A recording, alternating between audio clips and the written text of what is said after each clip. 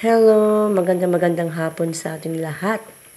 Ayan ang aking menu for today, ngayong hapon, ngayong gabi, ay sinigang na isda. Ayan, healthy to. Alam nyo ba yan? Mas healthy pa sa mga ibang pagkain. Simpleng ulam pero masarap at healthy. Ayan, tapos nilagyan natin yung isda ng okra.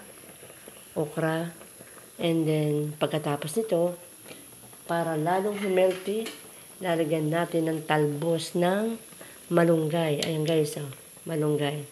Lalagyan na natin yung malunggay. Ayan. Lagyan natin ng malunggay. And then, ayan. Itong ulam ko kasi, alam nyo ba, diba, nagpagamot tayo. Kailangan natin mag-diet. Kailangan natin kumain ng, huwag muna tayong kakain ng karne. Kailangan isda. Ayan.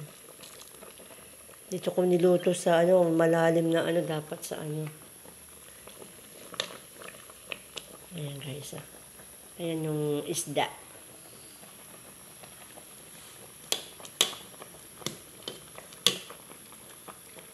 Sarap.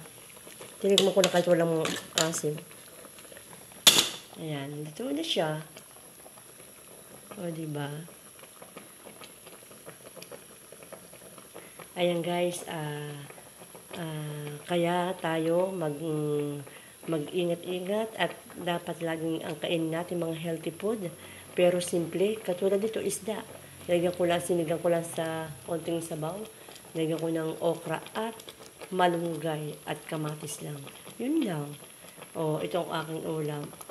Pwede medyo maano na yung aking acid at saka yung aking cholesterol, bababa na siya. Pero hindi na ako kumakain ng mamantika. Tapos kanina ang kinain ko ay yung kamuting baging agahan. Ayan guys, thank you for watching guys and God bless you all.